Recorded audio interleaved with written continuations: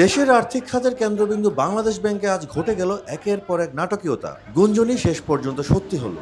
Governor পদ থেকে সরিয়ে দেওয়া হলো ডক্টর আহসান এইচ মনসুরকে। 25 ফেব্রুয়ারি দুপুর থেকে কেন্দ্রীয় ব্যাংকের করিডোরে ছড়িয়ে পড়ে এই খবর। তবে নাটকীয়তা কেবল তার অপসারণে সীমাবদ্ধ ছিল না। খোদ গভর্নরে চলে যাওয়ার পর তার উপদেষ্টাকে রীতিমতো অপমানজনকভাবে বের করে দেওয়া হয়। এদিন বিকেল 3টার দিকে বাংলাদেশ ব্যাংকের ভেতরের পরিস্থিতি আচমকাই উত্তপ্ত হয়ে ওঠে। প্রত্যক্ষদর্শীরা জানান, একদল বিক্ষুব্ধ কর্মকর্তা জড়ো হন গভর্নরের কার্যালয়ের সামনে।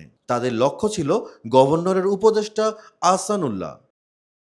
অতিরিক্ত পরিচালক তৌহিদুল ইসলামের নেতৃত্বে কর্মকর্তাদের একটি দল আহসানুল্লাহকে এক প্রকার ঘেরাও করে গাড়ি পর্যন্ত নিয়ে যায় এবং ব্যাংক এলাকা ছাড়তে বাধ্য করে। সেখানে উপস্থিত ছিলেন নির্বাহী পরিচালক সরোয়ার হোসেন, পরিচালক নওশাদ মুস্তাফা সহ অন্তত 30 জন কর্মকর্তা। কেন্দ্রীয় ব্যাংকের শীর্ষ পর্যায়ে এমন জোরপূর্বক বের করে দেওয়ার ঘটনা আগে কখনো দেখা যায়নি। উপদেষ্টাকে বের করে দেওয়ার আগেই দুপুর 1টার দিকে কেন্দ্রীয় ব্যাংক থেকে বেরিয়ে যান ডক্টর আহসান এইচ মনসুরও। তখন সেখানে অপেক্ষারত সাংবাদিকদের তিনি বলেন, আমি অপসারণের বিষয়ে শুনেছি, তবে অফিসিয়ালি কিছুই জানি না।